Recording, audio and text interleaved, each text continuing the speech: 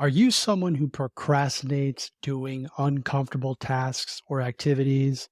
Yeah, me too. If you answered yes to that, this is the episode for you. I'm going to give you 5 reasons why you're procrastinating and how to overcome each of those reasons. This is the W2 Prison Break Show, the podcast to help you fire your boss and become the CEO of your own business in under 12 months. I'm your host, Brian O'Neill. Welcome back to the show, everyone. If you are a returning listener, I'm so grateful that you tune in every week. And for those new listeners, welcome to the show. I hope you enjoy it. We're coming at you 5 days per week. Okay, back to the topic, procrastination. Now, this idea for this show just came from a live session. I go on TikTok live, folks, for 1 hour, about an hour a day, every single day, almost 7 days a week. And I talk about a variety of topics. They're live sessions where Q&A. If you want to be a part of that, there's a link in the show notes to my TikTok account. And again, I go on there. So take advantage of that. I asked the audience a question about what they were struggling with. And I said, hey, I'll do a podcast episode if the title's good. So that's exactly how I came up with the title. Hey guys, if you're looking to create content or looking to solve problems, like ask the people, ask your audience. They'll tell you exactly what they need. So the title is, he said, hey, I have procrastination, procrastinating uncomfortable tasks, right? And I said, hey, yeah, very normal. And this came from Bold Freedom. So go to TikTok and follow Bold Freedom. Thank you very much for the idea. Now let's get into it. Why do people procrastinate doing things that are uncomfortable or activities that are uncomfortable? And I have a personal story that I'm going to share with you that actually occurred today. I was avoiding something. All right. So this is very common. You are not alone in this world. So why do we procrastinate? Number one, we are designed and built to avoid uncomfortable situations, right? Avoidance of discomfort, because that usually gives us a feeling of anxiety, stress, and procrastinating is a way to avoid those negative emotions or feelings, even though it's a temporary situation. So that's reason number one of why. So I'm going to go into the whys, and then I'm going to go back and tell you how to overcome each one, or some strategies that you can use to overcome each of them. Okay. Because this is going to continue for the majority of your life, and you're going to have to recognize why it's happening and how to deal with it. The second thing is fear of failure. Many people are procrastinating because they don't want to not do the thing the right way or fail. And that can be paralyzing, right? You don't do it. Like you're just avoiding. You won't do it because you're afraid that you're going to mess it up. Or maybe there's some fear around like what the other person might say if you have to have a difficult conversation, right? So think about that. We're avoiding, and then we have fear of messing stuff up. Fear is paralyzing. The third reason is perfectionism. A lot of us think we got to do everything perfectly, right? So the desire to do everything perfectly can lead to procrastination. It does lead to procrastination. You feel overwhelmed, like by the pressure to achieve perfection and thus getting started. Okay. So again, that's another reason. That's number 3. Number 4 is a lack of motivation. If you're not motivated to do the thing or perform the task, then you're probably just going to put it off because maybe it doesn't have an immediate reward or a consequence, right? And you just decide to put it off. So lack of motivation. That's kind of low on the list of reasons, but definitely one to consider. So the 5th reason is what is referred to as decision paralysis. When you're faced with a task or activity that requires you to make a decision, a quick decision, and you're an over-analyzing type of person like me and like a lot of other human beings on this earth, that leads to procrastination. Maybe you don't like the stress that's associated with making a decision. People get uncomfortable with having to make a decision. It's a lot of pressure. So you just avoid it. You don't do it. You procrastinate. Okay. Those are the 5 reasons why people procrastinate. Again, you're avoiding some type of discomfort, stress, anxiety. You have the fear of failure. You don't want to look dumb. You are a perfectionist. You have to make sure that everything is perfect. And that's the only way that it can be done. It has to be perfect. You have a lack of motivation because this particular thing, if you do it or don't do it, like there's just no reward or consequence. Totally makes sense. And then Lastly, you have decision paralysis. You have the fear of making a decision. It's uncomfortable to you, so you just avoid it. You don't do it. You procrastinate. Hey guys, back to the episode in a minute. Real quick, I just wanted to talk to you about our mastermind, our brand new mastermind, W2 Prison Break Nation. We're in our 5th week now. It's awesome. There's some great people in there, people who want to change their lives, fire their boss in 2024, start their own business. We even have some solopreneurs in there who want to scale their business up, make more money so that they don't feel like a W2 employee in their job.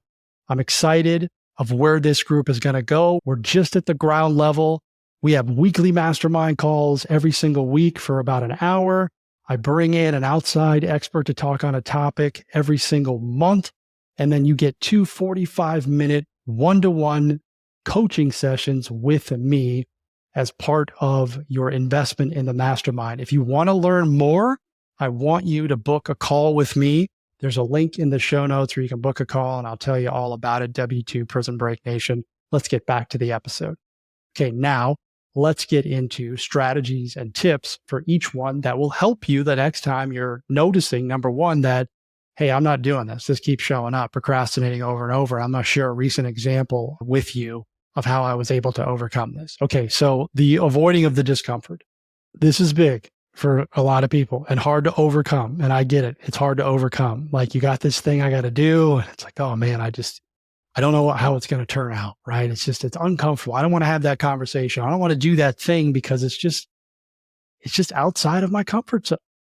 So maybe there's a way that you could break down the task into a series of smaller tasks. Like, let's do it all at once. So we just kind of chip away a little by little, right? Maybe there's a way that you can do that. So look at that, take it into smaller, more manageable steps so that you can reduce the initial discomfort, stress, anxiety, and be like, okay, hey, this isn't that bad, right?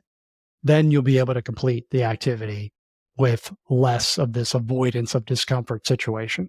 Some people will simply journal or meditate about it. That's something that you can look at. I've used that as well. Like, if something is ailing me and I'm avoiding it and it's keeping me up at night, I will sometimes meditate or I'll journal, I'll write it out. At the end of this, I'm going to share you the strategy that I use. It's worked for me like gold, and it still does, and it always will. But I want to go through some of these because, again, not everything applies to everyone. And some of these strategies or some of these reasons why you procrastinate might be bigger for others than not. Fear of failure. Oh my goodness. This is block everybody in their tracks, right? We are just so afraid to mess up. And this is part of life. You're supposed to mess up. You're supposed to make mistakes. That's how we learn. So you got to reframe your thinking to understand that, okay, look, I'm going to go into this thing that's uncomfortable, that I'm avoiding, that's causing me stress. I'm going to go into it and do it. And I might mess it up, and that's okay. It doesn't have to be perfect. Just look at this as an opportunity to learn, especially if you've never done it before. A lot of the times you haven't done these activities or tasks before, and that's why you procrastinate. So look at it as an opportunity to learn, knowing, hey, at the end of this, I'm going to be better at this thing or this activity or this task, and I'll have more knowledge. And the next time, I won't have this avoidance problem. Perfectionism, almost as bad as fear of failure, right? But your standards are too high. Perfection is unattainable. That's a thing. Perfection is unattainable. You don't need to be perfect. You don't. That's all in your head. No one really comes to you with a task or some type of job and says, hey, Brian or Joe or Jane, or you got to do this perfectly. Otherwise, you're fired. Like, who's ever had that happen? And if that does happen to you, you probably need to get another job. But that's all in your head. Those are your standards. Your standards are high. I don't mind you having high standards, but don't do it to the point where you're not doing anything at all. Okay? It does not have to be perfect. Lower your standards a little bit. Set achievable standards rather than aiming for this thing that's perfect. That's just out of reach. Like, you're gonna make mistakes. It doesn't need to be perfect. That's usually in your head. If you're providing something for somebody, right? You're doing a job or a task for somebody. I'm telling you, they don't notice what you know. Deliver the results to them that they want. Does this solve their problem? Does this get the job done? Doesn't have to be the best. Doesn't have to be absolutely perfect. Let go of it. lack of motivation is the next factor that leads to procrastination, right? So, not going to spend a lot of time here on this one, but what you want to really do is look at connecting the task maybe to a personal goal or maybe one of your values. Maybe that'll give you some incentive and some motivation to complete it. Look for ways to do that, right? Look for ways to attach this thing to something that you believe in, that you're avoiding, and maybe that'll help you. But I get it. There's a lack of motivation. Hey, I'm not really excited about doing this. Doesn't light me up. We'll find a way that maybe it will. Maybe the thread there that you can attach it to your personal value system and give yourself like a little reward for completing the task, right? Like attach something to it. Like, hey, if I do this, I'm going to go to the movies or something, or I'm going to reward myself with something that I love to do. Think of it that way. The last one, and then I'm going to share my personal story that happened today, is decision paralysis, right? You just can't make a decision. I've worked with a lot of people like this, and I don't say that in a bad way because I'm like this too. Like I have a lot of stuff going on. It's like, what do I need to focus on? And sometimes making a decision stresses us out so much because, again, you can relate all 5 of the things to this, all the other 4 things to this is, hey, I'm going to look dumb here. I have a feel of failure, and I'm not going to make the decision because I don't want to look stupid. So they're all kind of interconnected and intertwined. And with decision paralysis, just break down the decision into a series of smaller decisions. Tackle them one at a time. Maybe you don't have to make the entire decision all at once, right? Get some advice from other people. If you're doing a job for somebody and you're having a hard time with a decision, just go and be like, hey, what do you think of this? Like, I'm thinking about doing it this way or doing it this way. Well, how would you do it? Ask a coworker, ask somebody who has knowledge, like ask for help, talk it out, externalize it, get it out as opposed to just avoiding it. Okay. I hope those strategies help you. They've worked for me, but this is what has always worked for me. Okay. Number one, I am fully aware of when I'm procrastinating, when I'm not doing stuff intentionally. And here's what happens to me when I don't address it right away. Is it starts to get heavier and heavier and heavier. I make a lot of references to this sack that I'm carrying with me, right? Of stuff that I got to do, that I got to attack, that I know that I just can't hang on to and hold on to.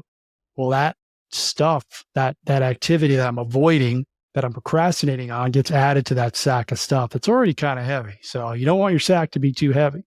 I notice it because number one, it's stressing me out. Like I can feel my stress level.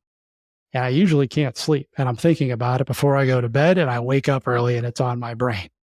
When that happens, I know that the only way that I am going to sleep better, which is super important, we do not want to procrastinate to the detriment of our health, is to go ahead and deal with it. So I had a conversation that I had to have probably for the last 3 or 4 days that I've been avoiding putting it off. I'll do it. I'll take the weekend. I'll think about it. I'll do it over.